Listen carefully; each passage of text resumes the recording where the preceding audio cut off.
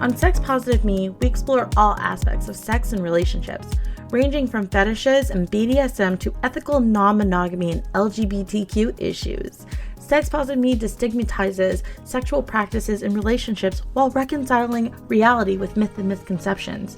Our goal is to educate, entertain, and be advocates of sexual freedom. And now here's your hosts, Angelique and John Luna. Hey everybody, it is October, National Kink Month, and my birthday month. Yay! And give kudos to my sidekick, host, partner in crime, husband, Disney extraordinaire, sidekick, Jency Luna. You said sidekick twice. Yes, I know, but I know, it seems like you're stressing sidekick. No, there's sidekick and then Disney sidekick. Okay. There is a difference there, Yes. kind of deal. Because you did a fabulous job spoiling me with Disney stuff on my birthday. It's not like we can go out. I know. I mean, normally we're very social people. We go out, we do clubs, we do resorts, either that or we're doing conferences, and we live on Zoom. Every day we're on Zoom.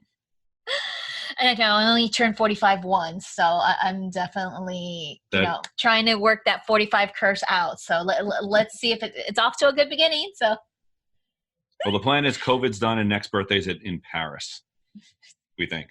Yes. We'll do an Instagram story in regards to Angelique's 15-year curse.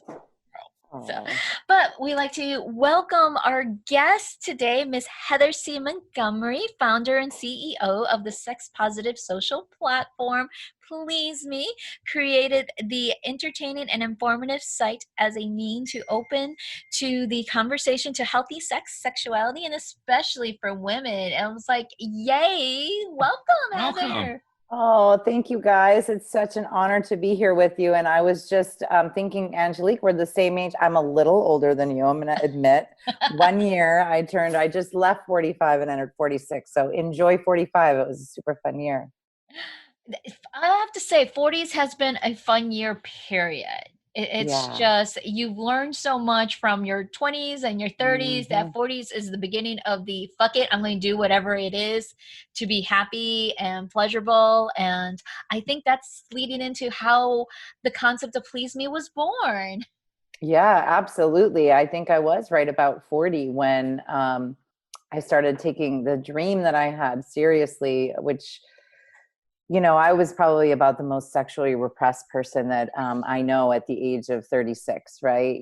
Had 2 marriages fail and maybe 5 orgasms in 10 years, and I was like, I enjoyed sex. Don't get me wrong. Sex was still enjoyable and it was nice to have that connection. And we had sex every night, which is even more shocking that orgasm count was so low. But because of lack of education, I'm going to say, growing up, and maybe some stigma from religious upbringings around masturbation, I just never really learned what made me feel good and or how to communicate that to my partner. So I don't blame them. I actually take the accountability. And that's when I said, if something's going to change, it's got to be me, because that empowered me to make a decision,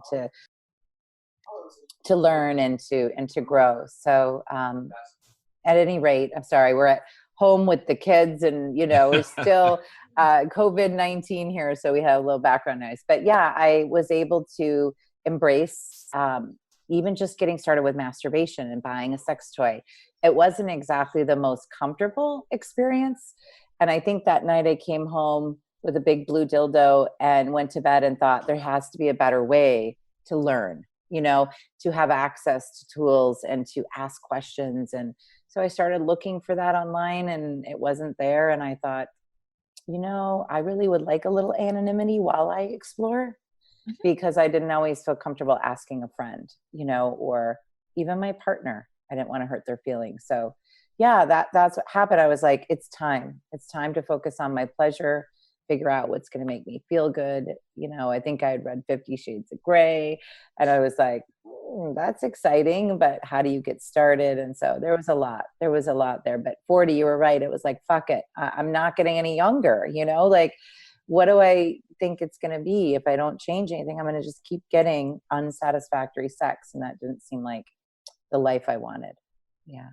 there seems to be this big gap with a lot of people between their current sex life and then they see like this extravagant porn-like sex life, and the in between is this complete gray area, and there's so little on it because the media will push sex in in movies, in 50 Shades, in all this, but it's always the extreme.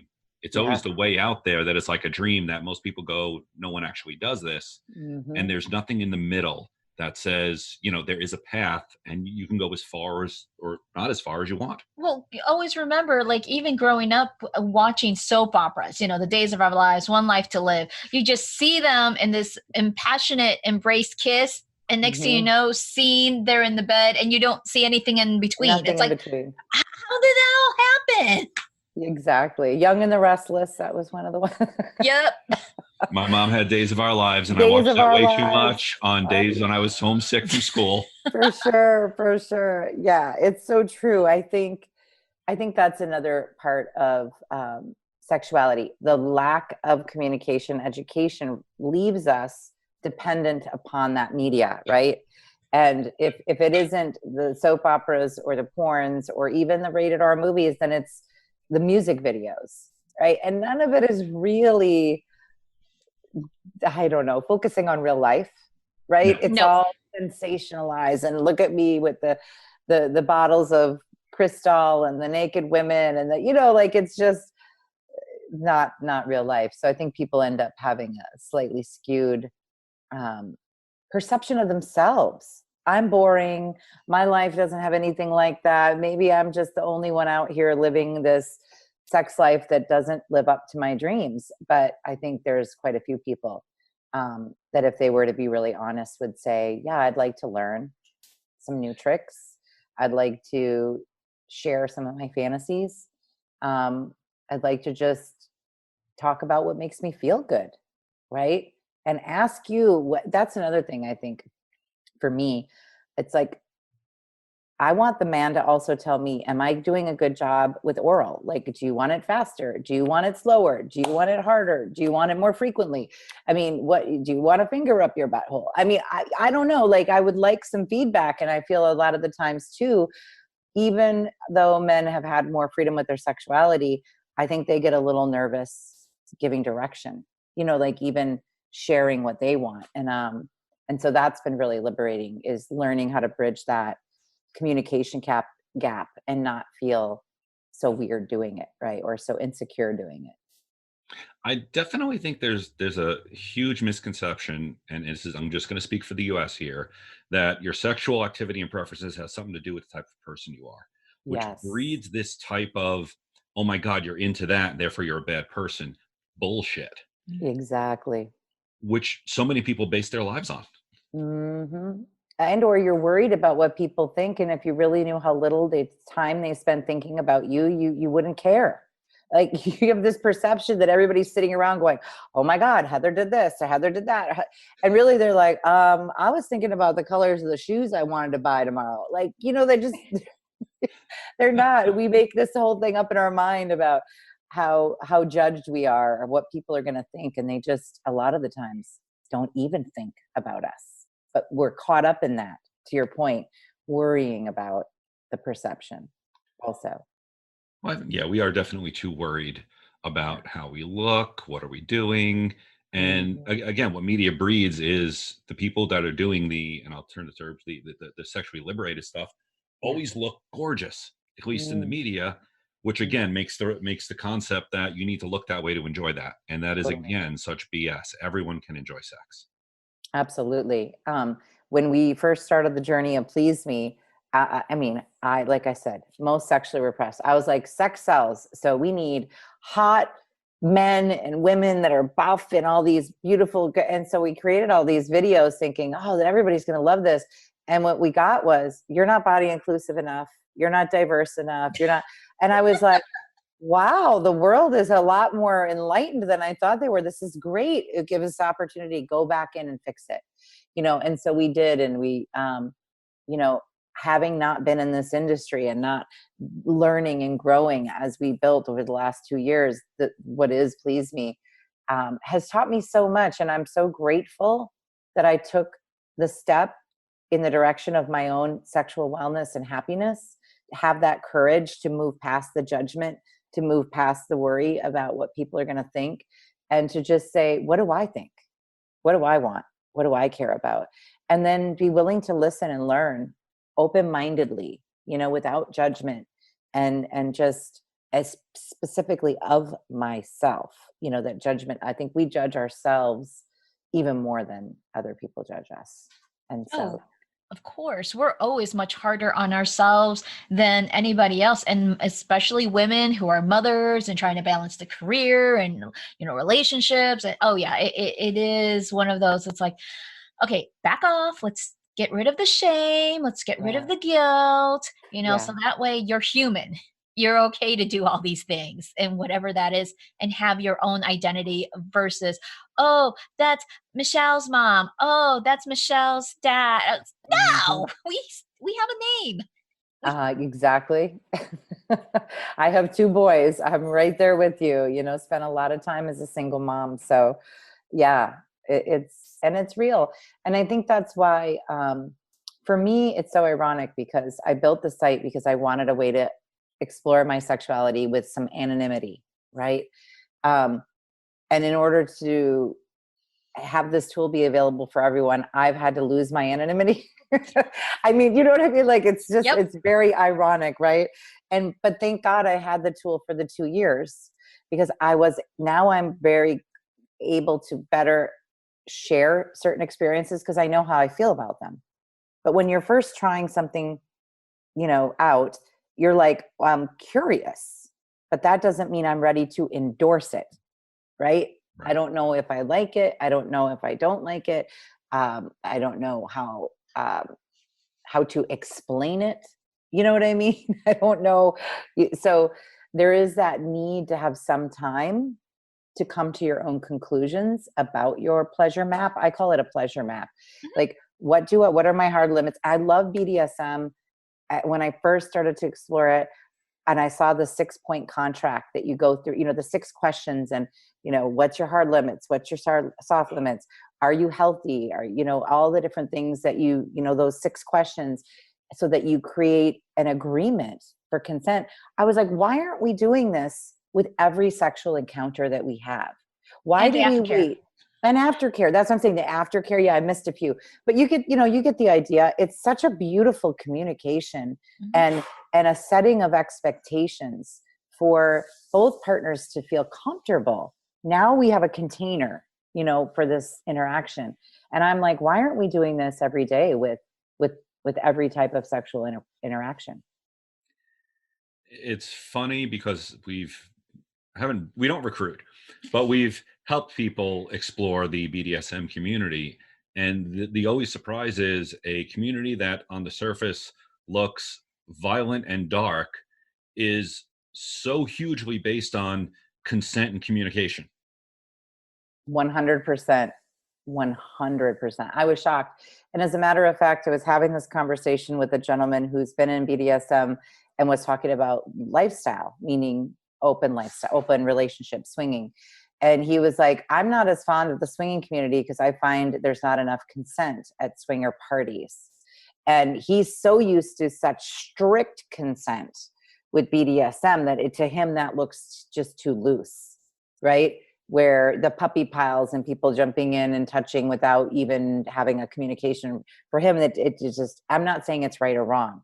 I was just expressing his share, right? That he was like, wow, that's just not consensual. And the other person was like, no, everybody says it's okay. Well, sometimes some men will come up and give me a hug that I'm not really okay with. He's like, yeah, no, I'm used to consent. Asking every time. Yeah. Every time. It's slowly evolving in the swinging community. I mean, I've been in the swinging community for more than 25 years there. So I've seen the evolution of it. Yeah. So It's still slowing behind the curve between the BDSM community, because there's been times like we've so been more towards the BDSM community because they were more accepting of our relationship, because John's bisexual, and the swinging community, they kicked us out. Literally, they were so upset. I'm like, why? You DP'd me. The penises did touch inside my. Yes, that's a better topic for me. And then they just dropped us, and I'm like, but we left for a while, and the thing is now we've changed. The one thing we've always been concerned about with dungeons is dungeons at swing clubs, because there's a bar within 100 feet of that. Right. And for the most part, I don't mix drinking. Well, I never mix drinking with BDSM. Right. I mean, I don't judge those who do if you're in your groove and stuff, but for the stuff I do, I know suspension and impact play, I don't want to hurt someone. And once you throw in alcohol, the chances go up big time. However, I am seeing now dungeons that are monitored, and they're actually starting to work out well. And they do have to kick out people. I mean, they are the good ones are strict like that, but for the most part, they've been working out, which was even a surprise to me. Yeah. I went to Folsom Street Festival 2 years ago, and it was my first time going to professional dungeons. So it was great because I actually got the very first experience in a dungeon was a strict no drinking. I mean, it was the real deal Holyfield. There was a number of, they had medical play, they had puppy play, they had every kind of scene and setup with the equipment and everything that you can imagine. There was no talking when you were going through the play areas. If you were like talking and carrying on with your friends while scenes were going on, you got kicked out. Like it was, you could watch, but it was quiet and it was serious, and nobody was drinking, and everybody, was obviously still by the rules. So it was quite, how do I want to say this? It was quite an experience. Like I was overwhelmed because it was the first time I was there. But then when I went down and saw some other experiences where they're more like of a fetish party, they have some, I don't know what you call them, like people that come and do displays, right? And they'll pull in people and do just a little, Florentine whip or, some play on a cross, but it's not, and then people are drinking. Right. And so it's a very much more relaxed party dance on like, here and there, just 5 minutes on the cross or whatever they're doing in that particular area. And so I'm glad I got to see the real thing first, so I could really understand the seriousness and how much they care about safety and not making sure you don't hurt somebody more. Because if they're drinking and they're receiving the game for pleasure, they don't have the same sensation either. So they don't know if they've gotten to a hard limit or a soft limit because they're too numb, so it's dangerous for both parties is what I understood. Yep, it is. So it's like, but it's great that you experience all that and seeing what it is, because then it could get you a better understanding of making the website different. So how is PleazeMe different from other websites? Yeah, I mean, number one, you're anonymous. So if you look at social media, traditional social media, we all have our pictures out there. Everybody follows us. They can find us. On PleazeMe, it's more like anonymously exploring people based on what they say and the questions and the interactions they have, whether it's in topic rooms or in the feed, because great educators like yourself come on board and put out their podcast and share their articles. And then people can ask questions that they've maybe always been afraid to ask. The people that have understood this the most have actually been the podcasters, because people can usually call into your show anonymously, right? And ask their questions, and they're not being seen if it's an audio podcast. They're like, oh yeah, we get questions here that we would never get on our Facebook, right? Because on Facebook, they're themselves. So number one is the anonymity. And number two is I really wanted a place where everyone felt comfortable. And so we created 7 different worlds of sexual exploration. So whether I don't like we named them after stars and planets and gave them symbols and colors, because I wanted people to come in and not judge based on a word like sadomasochism or vanilla, right? I wanted them to come in and be like, oh, I'm a Lara. Oh, I'm Triton. What does that mean before I have a preconceived notion. Let me just explore my world. I answered a number of questions, and it put me in the world that most fits what I like to do in bed. And so it gives them that like-minded community of other people that are interested in similar things, regardless of gender, relationship style, anything, age, race. It's just what they like in bed. Because the one thing that does unify us is that we all have sex. I mean, we're all procreating at some point if that's what we want to do, and usually utilizing sex as a means for pleasure and connection with other human beings, right? Very few of us want to go through this world alone. We want a partner in crime, in bed, at the dinner table, with the family. So it's nice because you have that commonality right away, that they like the same things that you like in bed. So especially right now, like it's cuffing season, everyone's looking for some kind of partner there because they don't want to be alone for the holidays and the holidays. Yeah, Exactly. So yeah, we just hope everyone feels free to explore. And then we have great brands and channels that are either thought leaders or educators or innovators of technology, the hottest events that are in town, really as a place for you to go and find out where can you now take some of that knowledge and go out and explore. Whether it's taking an article to your spouse and saying, hey, I've been reading about this, I want to try it. Or whether it's like, hey, honey, there's a hot event in New Orleans coming up.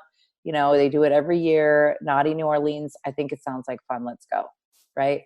So that's really how we designed it, for people to be able to explore anonymously and find what they're interested in and check it out and make friends. Oh, definitely. The one thing I really loved about, because when you said 7 worlds and I first heard of it, it is a hard concept, the way it is in the beginning. But the more I got into it, there are people that are into more extreme, and there are people who are into dipping their toes in at this point. Yeah.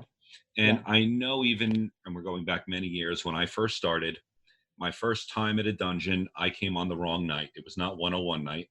Mm-hmm. Because I walked in and within 10 minutes, I saw a CBT scene, and she was getting a running start and kicking him.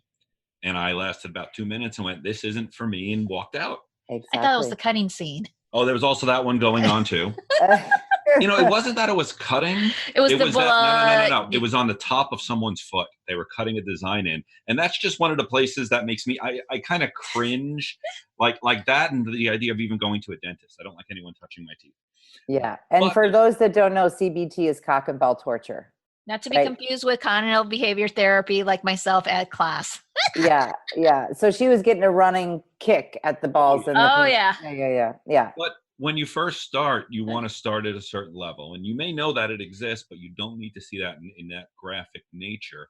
So the idea of a planet or a little sub community where you can explore, but you're not quite exposed to that in the first day. And then if you play in your area for a little while, you decide, okay, well, I do want to explore more impact play because that's what I like, or maybe I'm more towards non-monogamy and group sex. There's other places you can move to get more information, get more graphic content. Mm-hmm. But if you're just starting out, you're not slapped in the face with bam. Exactly.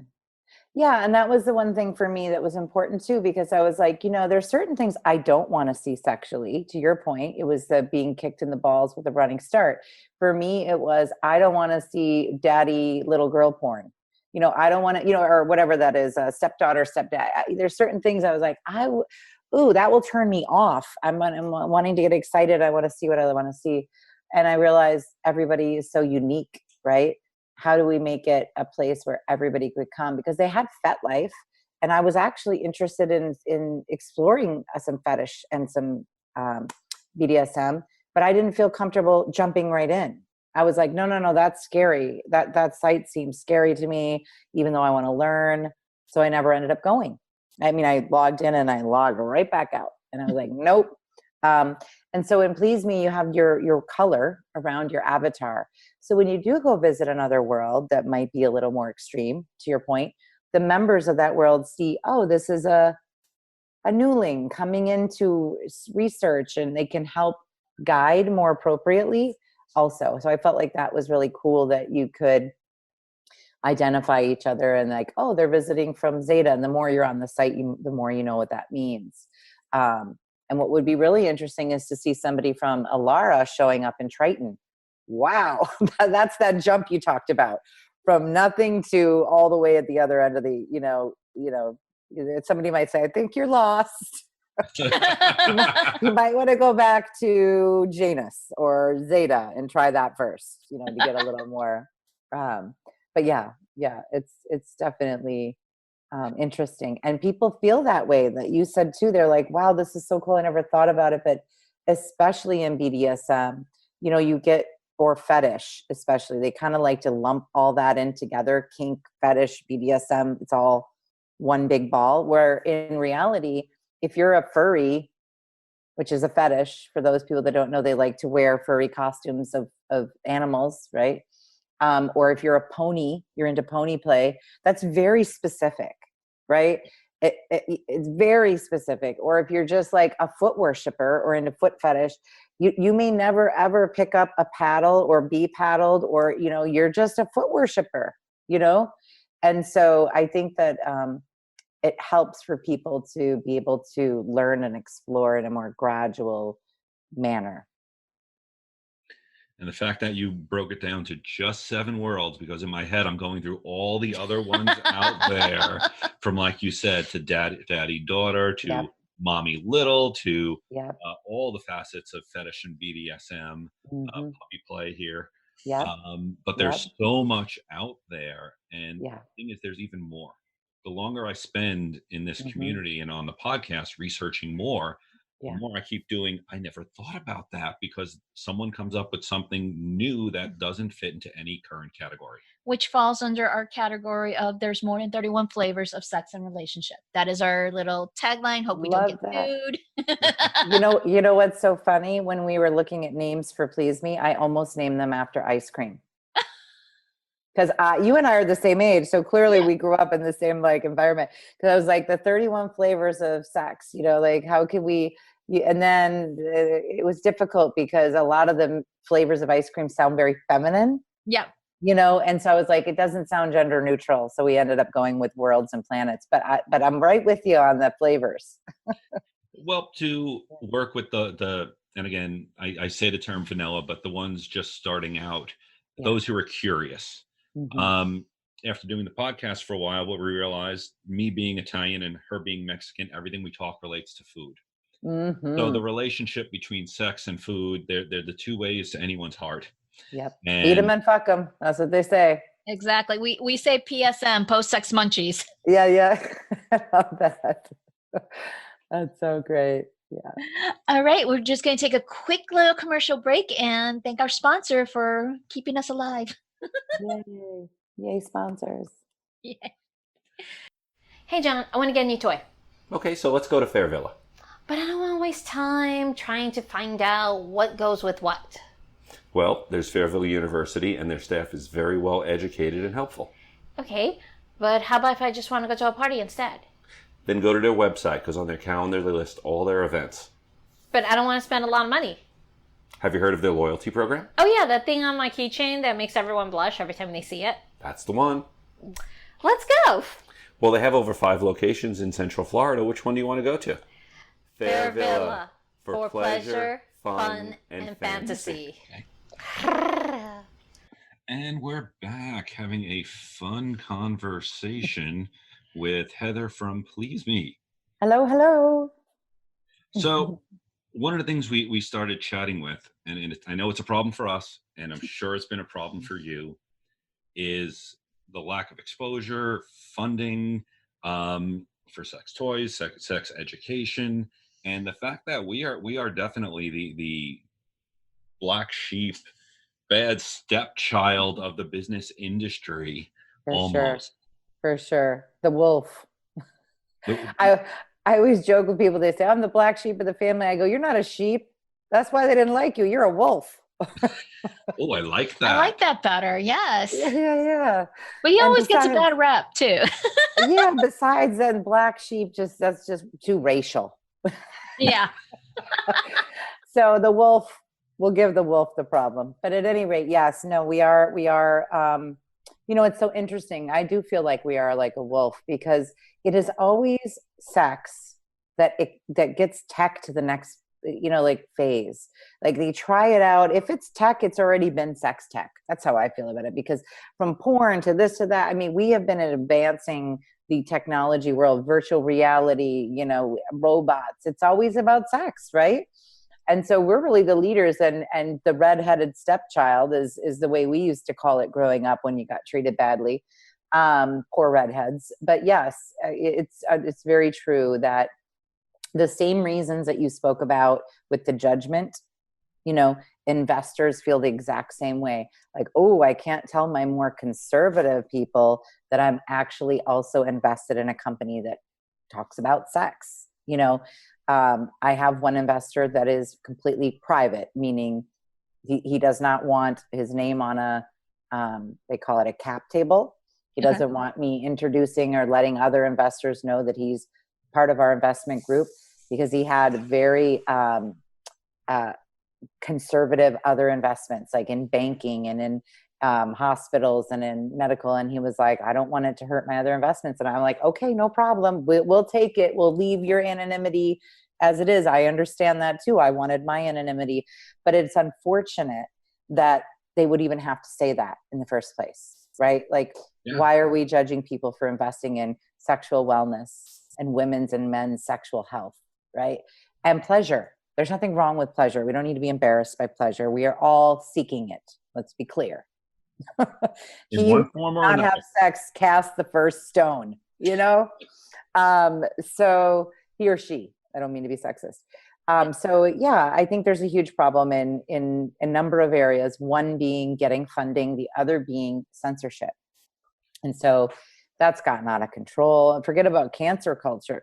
Cancel culture is a whole nother animal, but we can't even advertise on Instagram or Facebook. And I know most companies, if you sell a sex toy or you have a website where you talk about sex, you'll get rejected for paying for advertising on most social media platforms.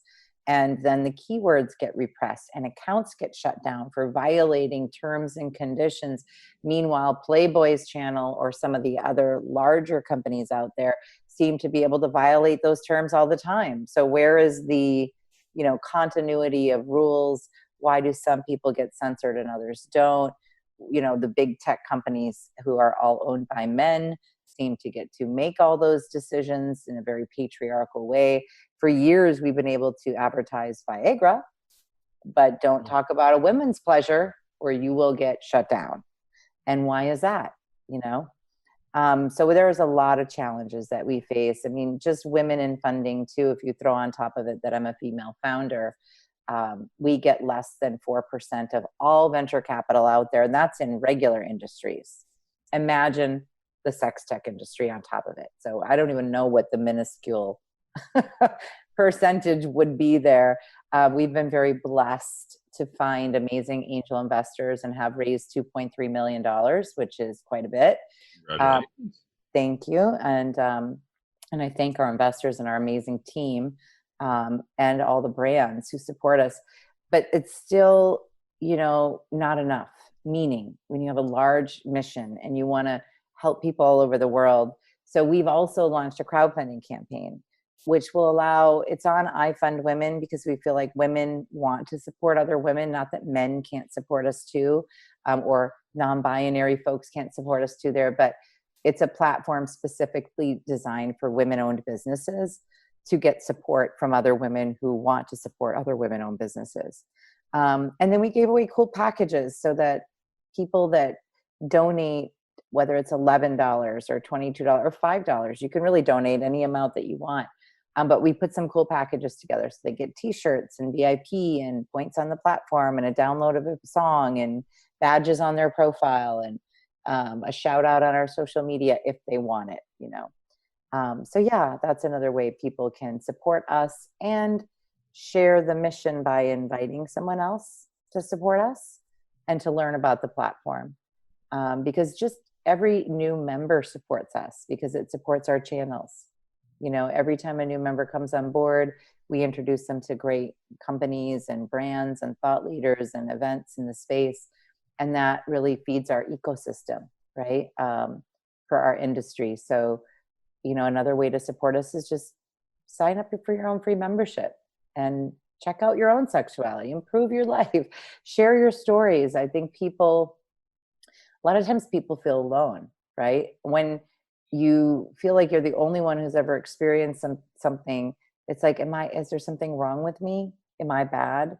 And then you're like, oh my God, there's like 20 other women right here in this chat room talking about that very thing that I felt so alone about. Now I don't feel so alone, or weird or wrong, because again, we judge ourselves harsher than a lot of times people judge us. So I think it's a great gift to give yourself, or a friend. And if you'd like to support us financially, we say thank you to that as well, because that money goes directly out to sharing the platform with more people.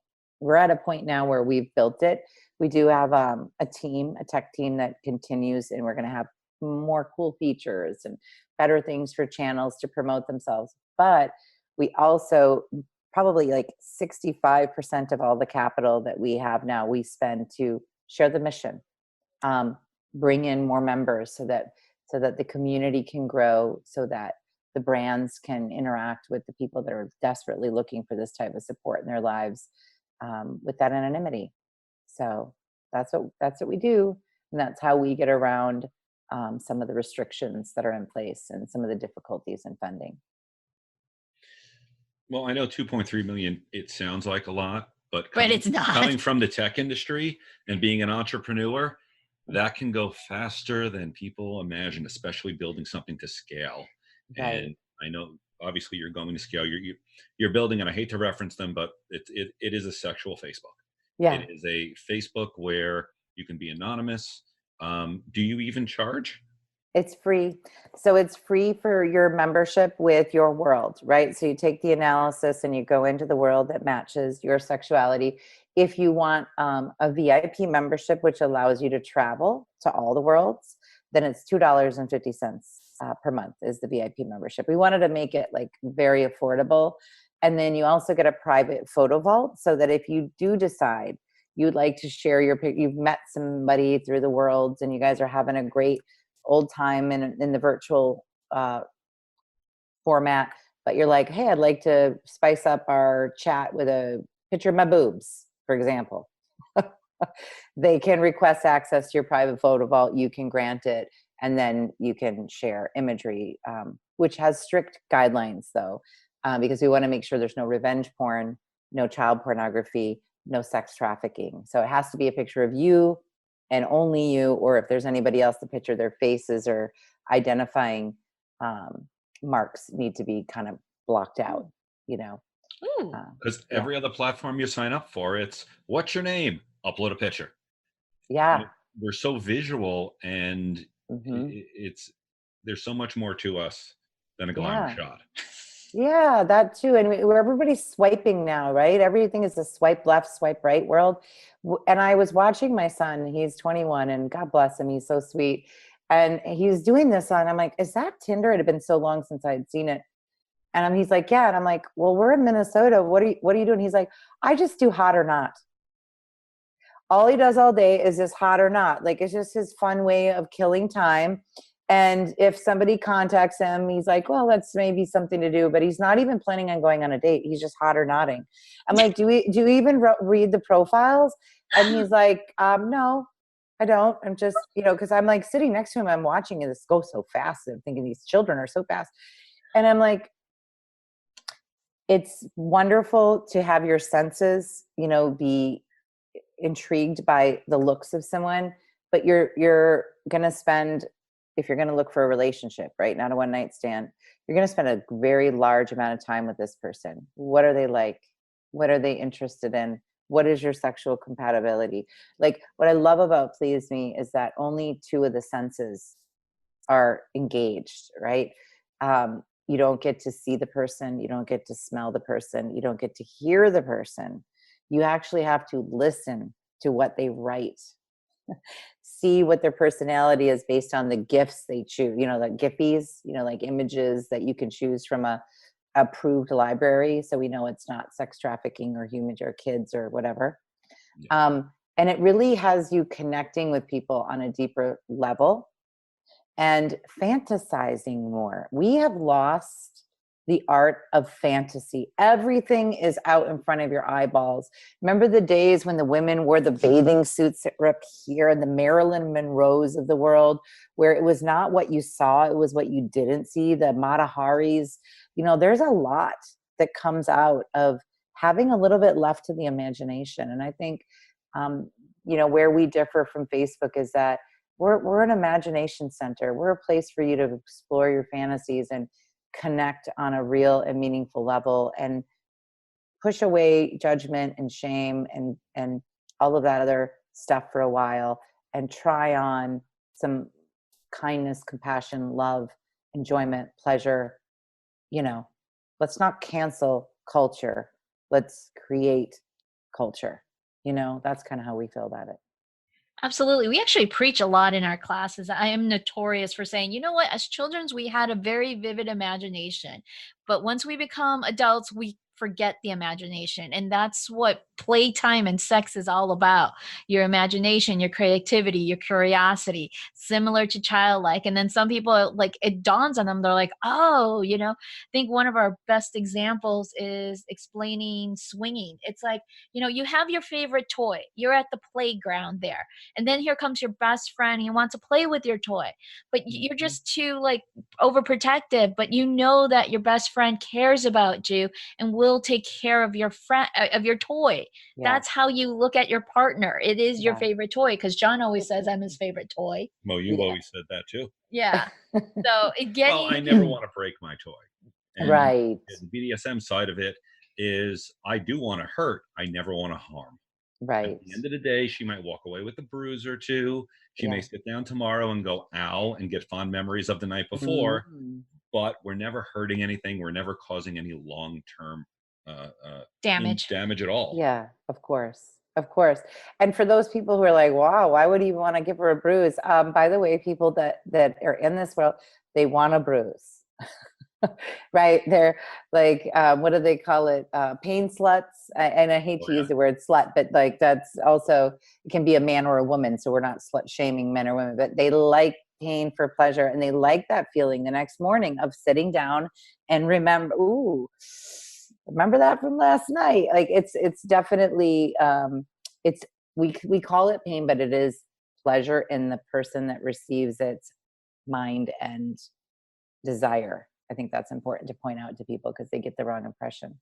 Well, I'll say we have a little bit of a masochist, I think, in everyone. And I've had people say, no, I'm not. I'm like, do you like a good back scratch? I mean, a nice nails in the back, leave scratch marks. Everyone says yes. I'm like, you got a little masochist in you. Just a little. The number one, we did a research, and I can't remember which article. There was a number of different sources. The number one fantasy is for people to get spanked. So I think you're 100% correct. There is a little bit of a masochist in every one of them. Why would spanking be the number one curiosity thing if people didn't want to feel? They want to feel something. I think that's what's really important. I think it's also that they're safe with it because they were spanked as a kid. But it is interesting how it's just the only thing that's changed is in your mind. It went from punishment to pleasure. Mm-hmm. And also control, because then you have that control, because when you were a child you didn't have any control. Right. And that's why sometimes we explain to people, it's like BDSM is control, both the top, the bottom, the dominant, the submissive. Everyone's in control, and what they're releasing or what they're giving, that's what they love about it. It is not just being brutally beaten to death like they show you in the media. Right. It is that consensual communicating, giving and receiving control there. And another thing is, it's the mind, body, and spirit. Everything is connected, because you can have a spiritual experience while having sex. You can't, it is part of your mind and your body. And all three of them make it just a wonderful, pleasurable, orgasmic time, and people just don't get that. Agreed. It's healing too. Like, I think with my religious upbringing, I like the sub. I could switch, but I like sub better because in my mind, it's like if I'm not in control and somebody is telling me what to do, then I'm alleviated from the guilt or shame of having been the one that initiated it. And I know in the beginning, right? I know that's not quote unquote healthy, but it helped me work through that, right? I started to understand, why is it that I like being told what to do? Oh, because now I don't have the responsibility of saying, I want that. Now I'm just doing what I'm told. And for somebody that came from a very religious upbringing, it gave me an excuse in my own mind to do what I really wanted to do, right? I didn't originate it. I'm just being a good girl. Now I can switch, and but that helped me through that process of learning how to go past what I felt was limiting me from enjoyment, because I was letting thoughts and beliefs of my past dictate my present and my future. And it gave me a little more freedom to do that without feeling responsible. I know that sounds silly, but that's how it helped me from a healing perspective to explore my sexuality. So I'm super grateful for all of those people that teach these practices and let other people learn how valuable the 6 points, going through the agreement, creating consent, talking about what you like, what do you like after, what do you like during, what's your safe word. I mean, it's so important. I think for all people to have that type of exploration. And thank you guys for what you do.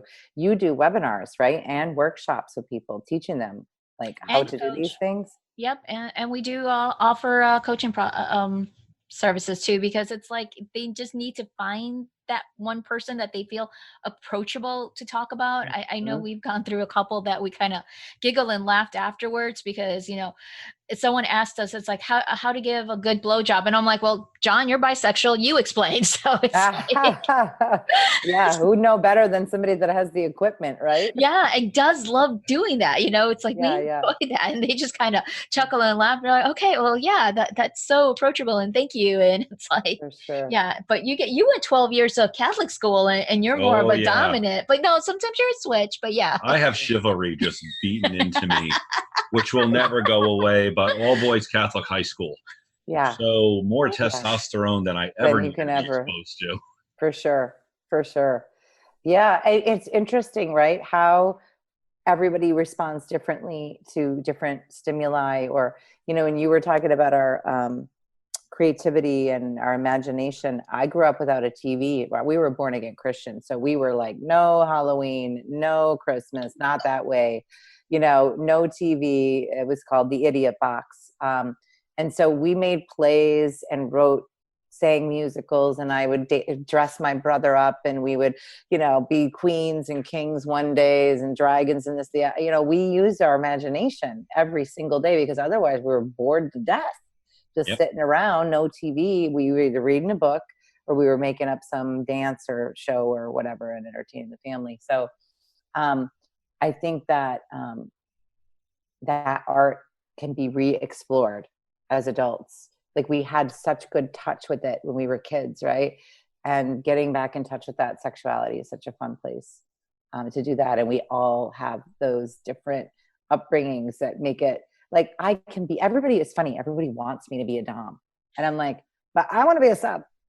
They're like, no, but you have the dom personality. I'm like, well, I can do it. And I can, but I'm dominant all day long in my job. And it's like, when I get home, I just would like to relax. And quite frankly, the sub has all the pleasure. The doms work really hard, And that's the funny part, when we do tell quite a bit of our classes. It's like, we have some clientels that are CEOs, owners of business, and they just want to be submissive because they want to be taken care of. Yeah. They take care of everybody else. They make all the decisions. At the end of the day, they want to be pampered and spoiled. However, their play partner or their dominant or top does. I mean, that's the honest truth. But then we have some people who top from the bottom. I'm a brat. Deal with it. I need to get Ecto to give me my certification brat. Certification brat. I love it. I'll frame that on the wall. There you go. There's actually someone who teaches brat classes, but I said, you got to make it into a certification so I could carry it. Perfect. You hear your little brat doll and just be like, Well, thank you so very much for being on the show. We Thank you for having me. you. How can everyone find you and sign up for PleazeMe? Well, you have a link, right, for your channel. And so what your listeners should do, because when they use your link, they get a free VIP pass for 3 months. And so they get something, and then you guys get credit for bringing them over to our platform. So for every new member that comes on board, we give you another member. So if you bring over 100 new followers, we give you 100 more. And we do that because we want to support this industry and the people that are in it. And we want to give your followers something for being valuable followers for you for a long time. So everybody wins when they use your link. And so that would be what I would suggest you use in your show notes.